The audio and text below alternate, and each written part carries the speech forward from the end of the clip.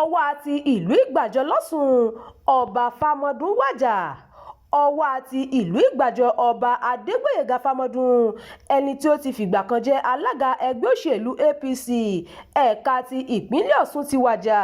ọmọọba adékúnlé fámọ́dún ẹni tó jẹ́ akọ̀wé fún ẹbí ọba adégbóyèga fámọ́dún ló fi àtẹ̀jáde síta láti kéde ikú ọba fámọ́dún ẹni tí ó jáde láyé ní ọjọ́ ẹtì ọjọ́ 28 oṣù kọkànlá yìí. ẹni ọdún 17 ni ọba fámọ́dún kó tó jáde láyé. ọba fámọ́dún gba ọ̀pá àṣẹ gẹ́gẹ́ bí ọwọ́ àti ìlú ìgbàjọ ní ọjọ́ 24 oṣù kọkànlá ọdún 2022.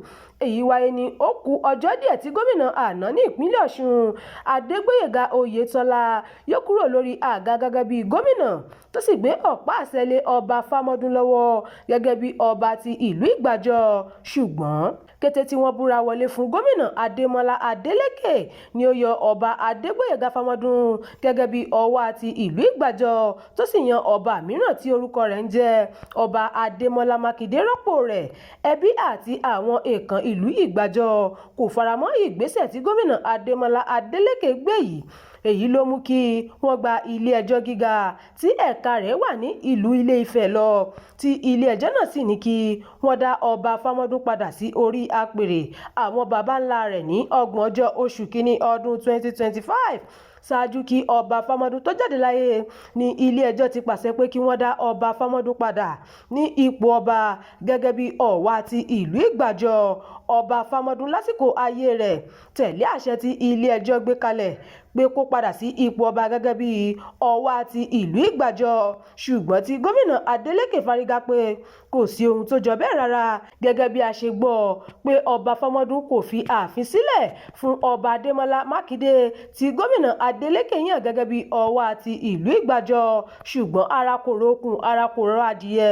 ọba fámọ́dún láti ìgbà náà títí di àsìkò tí ọlọ́jọ́ dé ní ọjọ́ 28 oṣù kọkànlá ọdún 2025 tí a wà yìí. nínú ọ̀rọ̀ rẹ̀ ọmọọba adékúnlé fámọ́dún tó jẹ́ akọ̀wé ẹbí fámọ́dún ṣe àpèjúwe ọba adégbóyèga fámọ́dún gẹ́gẹ́ bí ẹni tó ní ìfẹ́ tó sì tún jẹ́ adarí rere láàrin ìlú àti láàrin ẹbí lápapọ̀. ó tẹ̀síwájú pé ìtàn kò ní gbàgbé gómìnà tó fi ọba adégbóyèga fámọ́dún jẹ ọba àti gómìnà tó ní kó kúrò lórí apèrè láéláé. nínú àtẹ̀jáde kan tí ọláwálé rasheed tó jẹ́ agbẹnusọ fún gómìnà adélékè fi léde gómìnà adémọlá adélékè bá àwọn ẹbí àti ẹgbẹ́ òṣèlú apc kẹ́dùn ìṣípòpadà ọba adégbóyèga fámọ́dún.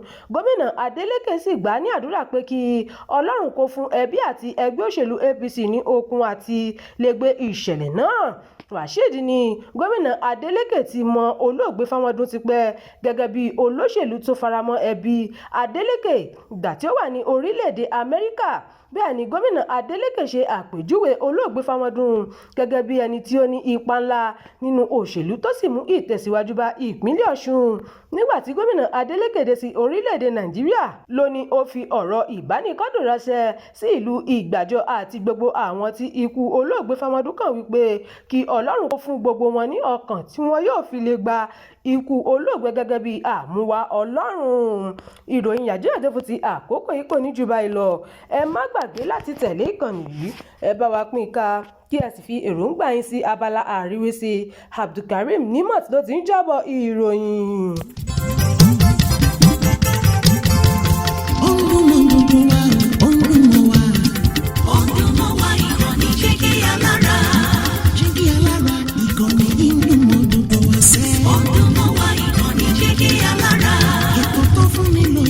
ètò tó wà ní lọ́yẹ̀ wà ń bẹ̀. ọdún mọ́ wá ìkànnì Jígí Alára. ìròyìn lóríṣiríṣi tàbí mọ́ bó ṣe ń lọ láwùjọ. ọdún mọ́ wá ìkànnì Jígí Alára. ìkànnì Jígí Alára.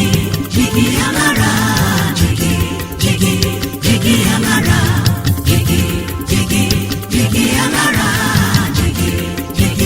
Jígí Alára.